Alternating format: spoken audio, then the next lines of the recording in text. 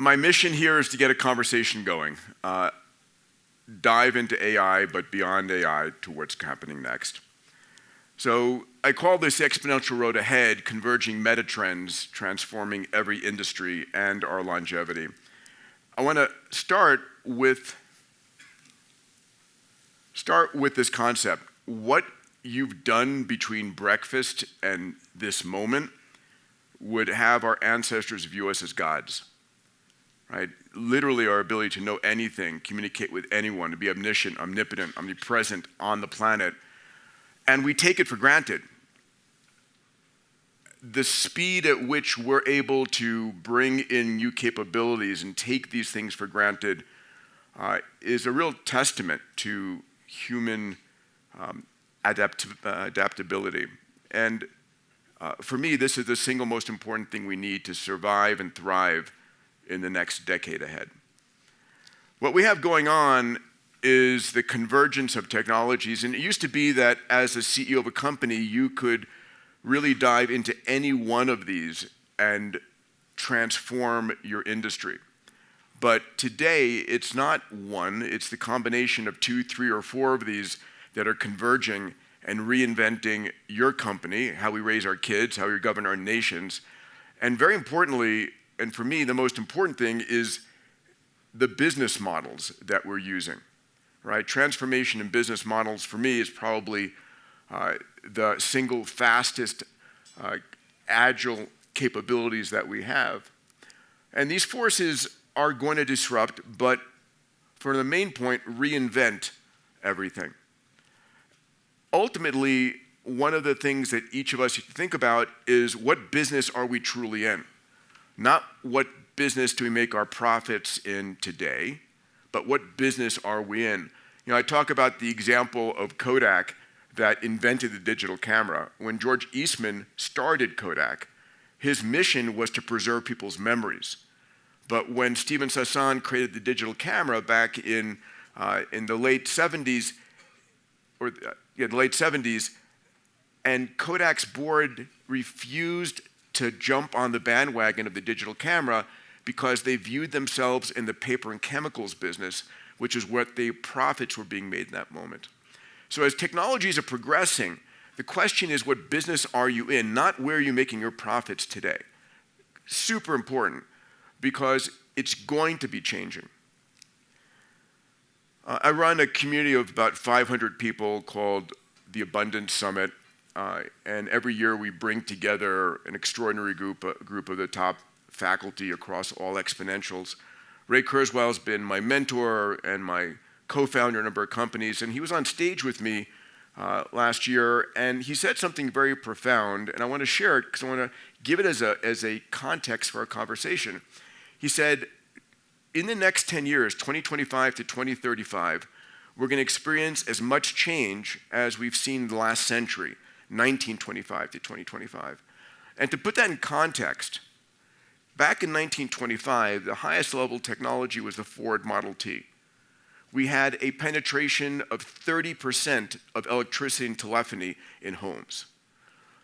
What is that change going to look like over a decade ahead? And I don't think it's possible for us to really fathom that. And so being nimble and agile and being able to build an organization that's capable of bringing in the technology, reinventing your business model is fundamental, because your competition isn't the other multinational. It's the AI digital native at age 20 or 21 who's coming up with an idea that is completely orthogonal to what you're going to do, but is going to eat your lunch. So how do you deal with that? That's one of the conversations we need to be having. I want to look ahead at what I call the key metatrends and the first principles. I'm typically on stage for days, but these are the topics I love covering, and we'll cover them here, in particular AI, humanoid robotics, longevity, and healthcare. And so let's dive into the rise of digital superintelligence. Elon's prediction, by 2029 or 2030, we'll have intelligence effectively equivalent to the entire human race.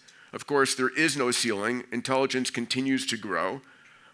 And how do we actually converge with that intelligence so that that capability doesn't leave us behind like it did in the movie Her, right, where the AIs basically just depart.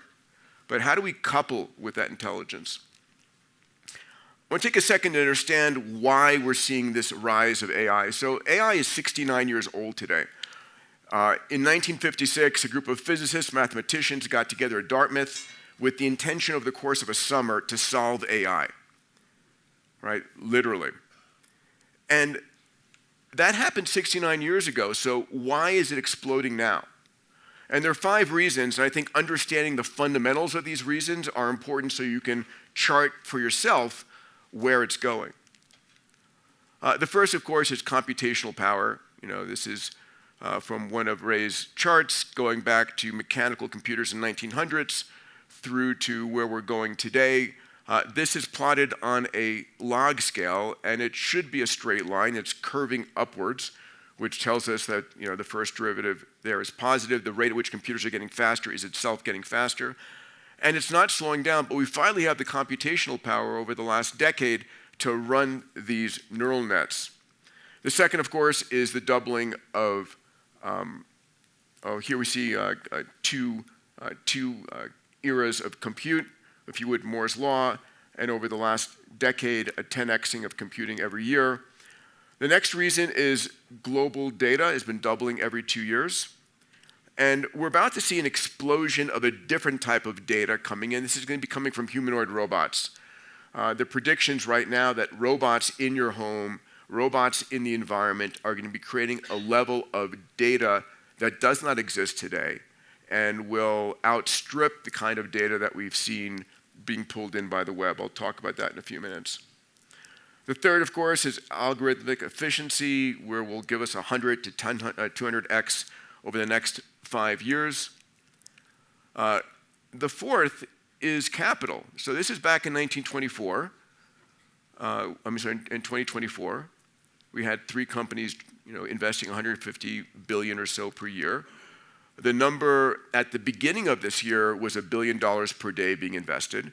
That number has significantly increased since that. Here's Jensen, just a quick video. We're going to need a lot more computing, and we're fairly sure now the world's computing capex, it's on its way to $1 trillion annually by the end of the decade. So we're going from $1 billion a day to $300 billion a day over the next few years. The fifth reason is talent, right? The number of people entering this field is growing exponentially. And one of the things that's been an incredible insight, so one of my venture funds is about 1.2 billion AUM. We're based in Cambridge. We fund startup teams out of MIT and Harvard, specifically in AI, out of the Computer Science AI Lab, CSAIL. And what we found is that the previous peak of where founders were building unicorn companies was in the early 30s. That peak has now moved to the early 20s. And so what we're seeing is young teams which have no constraint on what they believe is doable or not doable, having the ability to code for effectively no cost, are just running circles around everybody. Why? Because they're fearless in what they're trying. They have nothing to lose. And so again, just to hit on this, the competition out there is not the other multinational. It is the young team that is building something that your team thinks can't be done, right? And how do you deal with that? How do you bring that kind of capability, that kind of mindset into your organization? Here's the predictions. Ray made the prediction in 1999 that we'd hit human-level AGI, if you would, by 2029. Elon's prediction has been by the end of this year, we'll hit some version of AGI and smarter than all humans by 2030. And a quick look, here's the IQ scale, right? By definition, we are 100 IQ as a human average. And what we've seen is the beginning of models moving outwards. This is 03 at 136.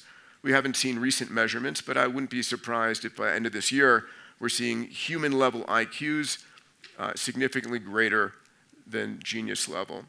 At the same time, the most powerful technology in the world is effectively free. It's demonetized. And I hope you guys feel this. If I said to you, this is what generative AI can do, this is how it can be available, how much would you pay for it? I mean, I would have predicted, it would be tens of thousands per month or hundreds of thousands per month. I would have never predicted it's free and accessible to billions of people around the planet. And so what I think about is how do you apply intelligence to every problem you have? That's going to be the conversation. When someone asks me, what should my kids study in school? I say, find a problem they are passionate about, whatever it is, and then apply intelligence to it. Just like we used to apply electricity to all the mechanical things in our lives 100 years ago, whether it was the washboard or the hand drill or the handsaw. Of course, the flip side of this, and you discussed this in detail yesterday, is China's running circles around us in terms of electrical production, and it's fascinating that our data centers are no longer being sort of described in terms of the number of GPUs they have. They're being described in terms of their gigawatts, right? So I did a podcast last week with Eric Schmidt, and he was like, listen, we are not chip limited, we are electricity limited. And of course, the new AI acts from the White House are, just it's build capability across everything. So we are literally beginning to create what Ray talked about as computronium. We're going to turn everything into compute, everything into energy generation, and it is as rapidly as possible. We're on a war footing in the United States. That's the best way to describe it. We are back in early 1940s, where we're going to convert factories' capabilities into power generation and chip generation and data centers. And I don't think we really truly understand how rapidly this is going to go. And of course, fusion, we'll see if Helios can get operational for Microsoft by 2028. And again, China is just running circles around our needs and our capabilities here. So the first principles for me on AI, intelligence is the most powerful tool accessible. Everything is going to be imbued with intelligence. Your kids' toys, right? Mattel's coming out with AI-enabled toys. Every device in your home, everything you touch. We're effectively building Jarvis from Iron Man. It is the best analogy I have. The cost is plummeting, access is skyrocketing, AI growth is limited by electricity, not chips. There is a global AI arms race driving win at all costs mindset and a massive talent war. So how long will talent continue to be the most important thing that you can acquire? Interesting question. I've had this debate. When is digital superintelligence replace that talent? And the answers I continually get is no, talent is always going to be the most important thing because it's going to be up-leveled by intelligence over and over again. Let's talk about robots. This is Vinod Khosla's prediction that we'll have over 1 billion bipedal robots by the late 2030s. Brett Adcock predicts, who's the founder and CEO of Figure Robotics, and Elon both hit on 10 billion robots by 2040, right? So what's it going to look like when you've got humanoid robots all over the place? I think it's effectively going to feel like the new normal, right? Because we take these new breakthroughs like Waymo cars driving around, or these little 4- and 6-wheel delivery robots driving around, or scooters in the street, and okay, it's interesting for about a week, and then please get out of my way, is the conversation. So let's talk about this. I'm tracking 20 super well-funded companies. There are probably about 80 humanoid robot companies. We're talking about humanoid, 2 arms, 2 legs, a head, right? And of course, their total addressable market is $50-odd trillion. Half of global GDP is labor. let's look at a couple of these. So here's Optimus. So recently, Tesla has re-engineered, and we'll see Optimus 3 very shortly, which they plan to go into production on. This is Figure AI, and full disclosure, I'm investors in all these companies, but here's Figure. I'd like you to use your new Helix AI and try to reason through where you think they belong in the scene, and then work together to put them away. Does that sound good?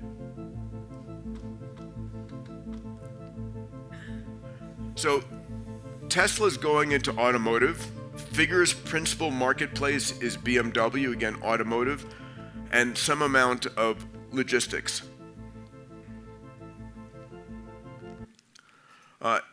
Yesterday, I was up meeting with Bernick, the CEO of 1X. 1X has taken a different approach. Their focus is on being in the home.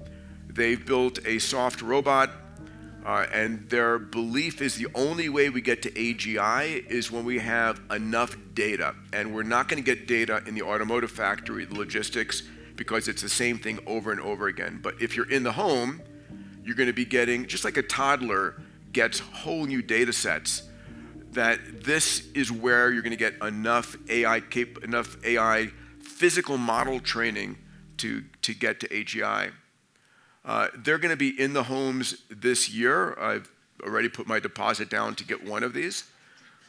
These are all robot companies I'll have at my Abundance Summit in March, and I want people to feel and touch and play with these things. A couple of important points. What's the price point on these? So these 3 robot companies are predicting a price point below $30,000 purchase price. What does that mean? It means that you could lease it for $300 a month, which is $10 a day, or 40 cents an hour. I want you to think about that. And what makes these robots specifically capable is they're running the highest level models, right? So when I'm chatting with ChatGPT or Grok or Gemini, I'm having an intelligent back and forth. Imagine being able to have that level of an intelligent conversation with your humanoid robot that has been going off and doing what you want and asking, do you want me to run to the store and get this for you? You want me to take care of the kids this afternoon? This is a vision that has been in the science fiction world, but we've not truly thought about adopting this into our world. So the question, how many of these would you own if it was $10 a day, right? Would it be maybe a couple? Which is how you get to 10 billion of these robots on the planet's surface. Of course, here are other robots, a $34 trillion enterprise value for robotaxis. Kathy Wood predicts this is a 20% increase in the global GDP in terms of, save time, in terms of increased capability. And then we have, besides autonomous cars, we've got flying cars. Archer hopes to be fully up and operational by 2028 in LA for the US Olympic Games.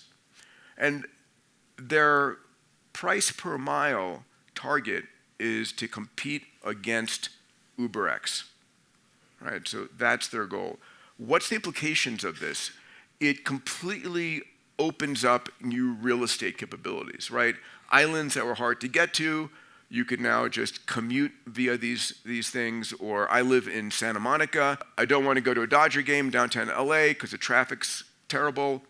So we're going to see where people live and where people work being transformed by autonomous vehicles and these flying vehicles. And while we've been talking about these forever and they've taken much longer than expected, they're physically, the capital's there, manufacturing is beginning, and rollout is beginning. It's taken longer, but it's real.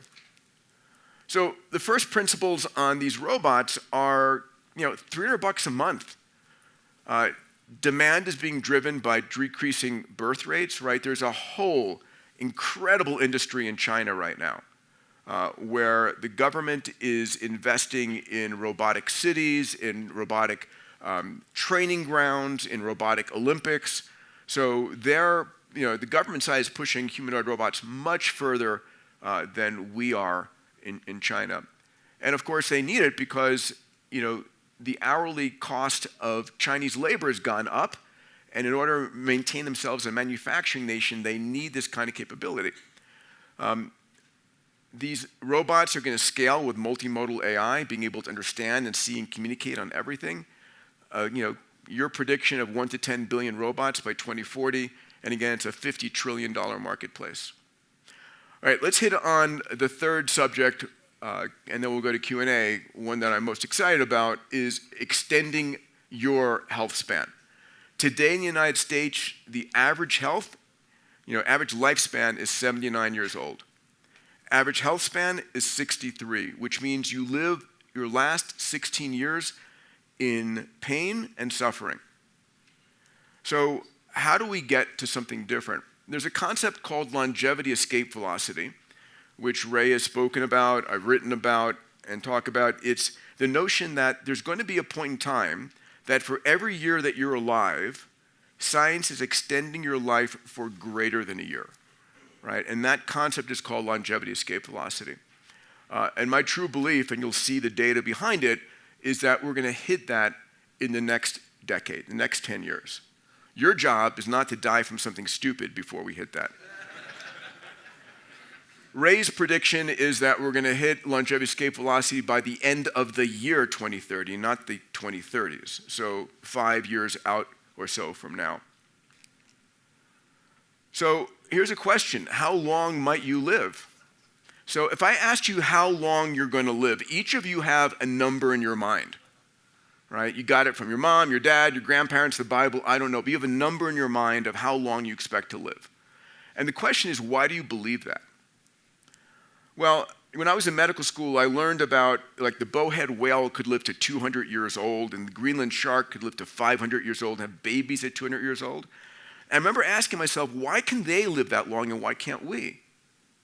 And my response was, it's either a hardware problem or a software problem. And we're going to have the ability to fix it. And I believe, and the people I invest in and back believe that that time period is this decade, heavily driven by AI, if not mostly driven by AI. Here's another question. When you're born, you get 3.2 billion letters from your mom and your dad, right? Your genome codes for about 22,000 genes. Why do you look different from birth to 20 to 50 to 100? Why don't you have a six-pack at 100 that you had when you were 20? And it turns out it's not the genes you have. Your software is not changing. It's which genes are turned on and which genes are turned off. It's your epigenome, epi from the Greek word for above. And the hottest area of research right now is called epigenetics. How do we turn back the control systems so you've got the right genes on and the wrong genes off? And that work is going on in great, super well funded. So this is what epigenetic reprogramming looks like. It used to be a theory. Today, we're in primates and demonstrating that it does work. David Sinclair is starting his human trials within 6 months on this. One of the things I'm very proud of is running the X Prize Foundation. Back 30 years ago, I launched a $10 million prize for the first team who could build a private spaceship to fly 3 people to space, land, and do it again within 2 weeks. That was called the Ansari X Prize. It was modeled after the prize that Charles Lindbergh won in 1927 for the first person flying New York to Paris. It was a success. We kicked off the commercial spaceflight industry. Richard Branson bought the rights to the winning technology, so on and so forth. Ultimately, we have launched 30 prizes over 30 years, about $550 million of prize purses that have driven about $10 billion in R&D. About 2 years ago, I finally was able to launch a prize I'd been working on for a decade, which is a health span prize, which is how do you reverse functional loss in your body of muscle, immune, and cognition? How do we reverse that by 20 years?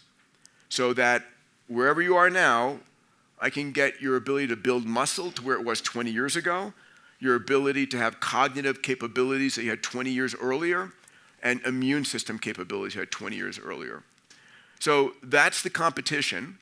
You have to deliver that therapy within a single year that gives you that 20-year gain. We have 625 teams around the world competing for this. We raised $157 million to run this competition. And the tech approaches that these teams are taking are stunning.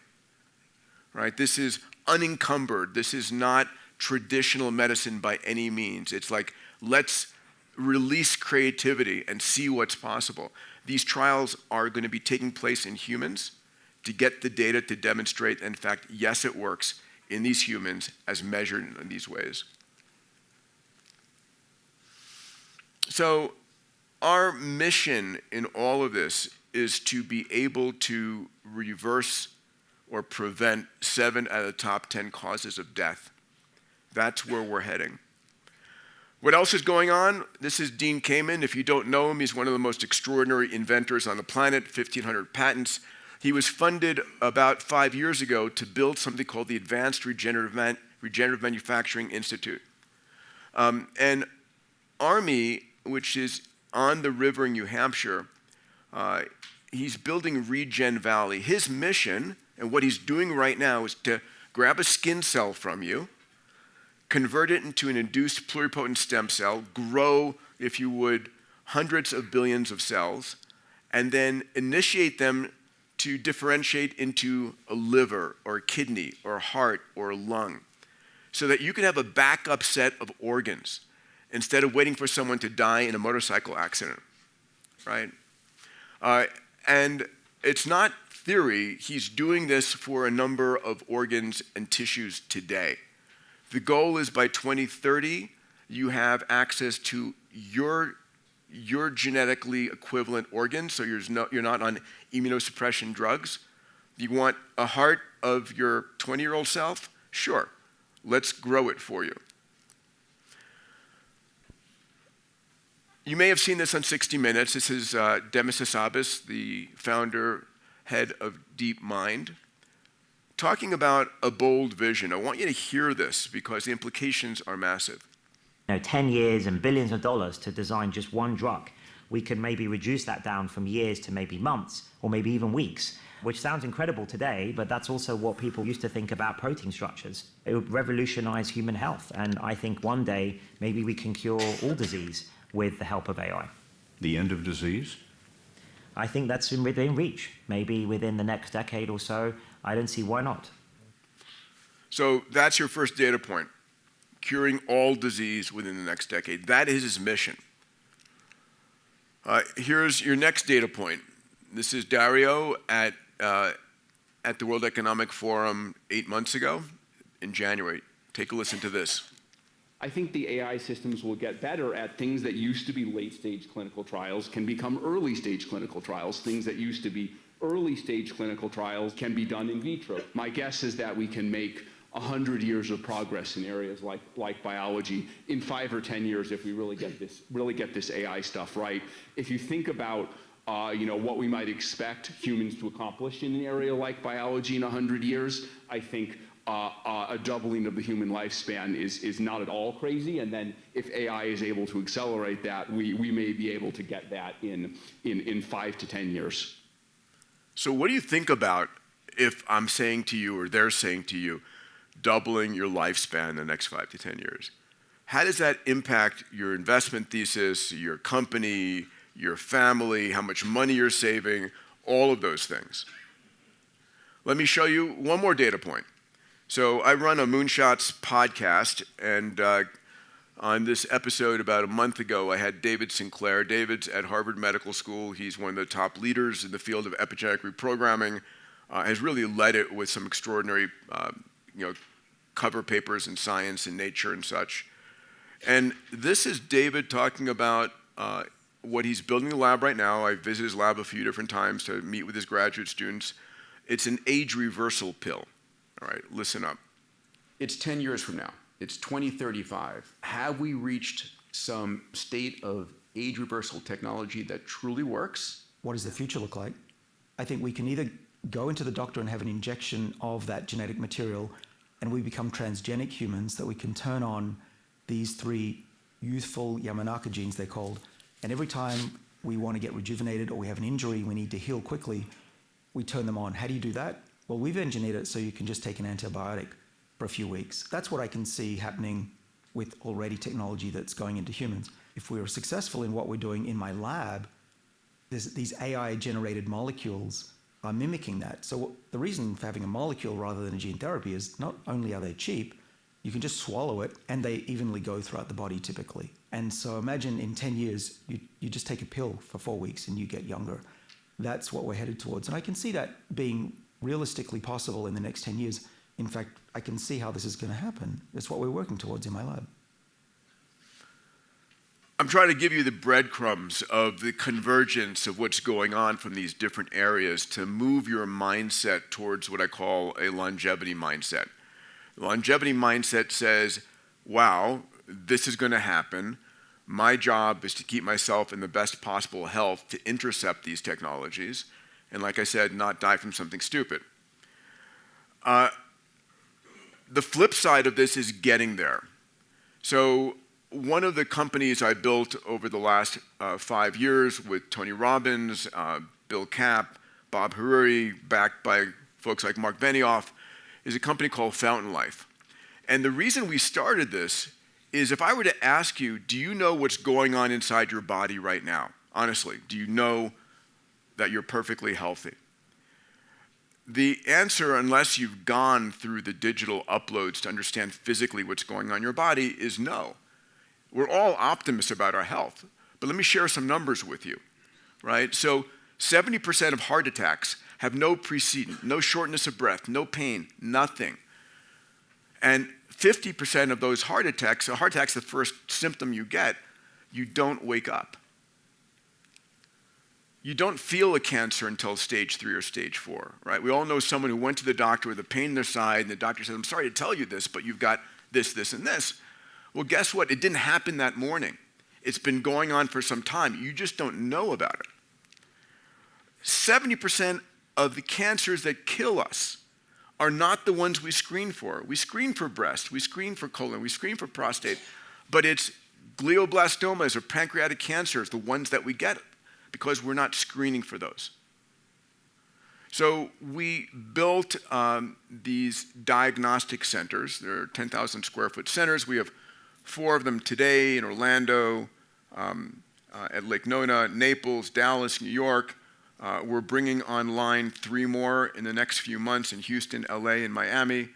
And what we do there is we digitize you, we upload you, we gather 200 gigabytes of data, right? It's full body MRI, coronary CT, lung CT, DEXA scan, retinal scan, 140 blood biomarkers, skin scan, everything knowable to answer 2 questions. Is there anything going on inside your body right now you need to know about? And then what's likely to happen to you in the future, and how do we optimize you and prevent it from happening? That's the way, I mean, it's what you do for your car or for your airplane. Why are you not doing that for yourself, right? We wrap that with an entire medical team, a functional medicine MD, nurse, health coach, dietitian, and our AI systems that absorb the 200 gigabytes of data to help you understand and question every day, like, should I eat this? What should I be doing based on the last data sets, right? And then finally, the second half of the company is searching the world for the most advanced therapeutics that are safe and have high reward. So all the winners out of the X Prize, the HealthSpan X Prize, will be bringing the top capabilities in, right? And so my mission is the diagnostics to keep you from dying, from something that you should have caught, and the therapeutics that will get you further and further out there as they start coming online over the decade ahead, right? And here's, as I said, our goal is, catch 7 out of the top 10 causes of death. But here are numbers for our first 5,000 members who came in who felt they were totally healthy, right? 3% of a cancer they didn't know about. 2.5% had an aneurysm they didn't know about. 14.4% had neurodegenerative disease, cardiovascular disease, metabolic disease. And so your goal needs to be, whether it's with us or there are other companies that do this, is if you're in this room, you should be doing this for yourself and for those that you love. I put all my CEOs, my companies through this because I don't want to lose them. So first principle of longevity, AI is the biggest driving force. Longevity is a multi-trillion-dollar marketplace, right? When I'm in a room of family offices or YPO, whatever the case might be, I say, how much of your money would you spend for an extra 20 or 30 healthy years if you're in your 70s? It's like, like 90% of it, probably, right? Capital is flowing into epigenetics. The top epigenetic companies are being backed by Sam Altman, Brian Armstrong, Yuri Milner, and Jeff Bezos. Capital is flowing into them. Sensors, networks, and AI are going to give us continuous, right? So I'm wearing a continuous glucose monitor, an Oura Ring. I left my Apple Watch in the room. And that technology is going to be capturing through wearables and citables, everything feeding to our AIs. And your mission, like I said, is don't dive for anything stupid. Be knowledgeable about early access for the coming revolution. I'll close with two thoughts. Life is short until you extend it. And we are living during the most extraordinary time ever in human history. For me, there's no better time. If you'd like these slides, that QR code will give you the slides. I put out a newsletter twice a week, one on AI, one on longevity. And that book is available at Longevity Guidebook at minimal cost. It's everything I've learned and what I do. So with that, thank you. And I would love to we have 8 minutes for questions.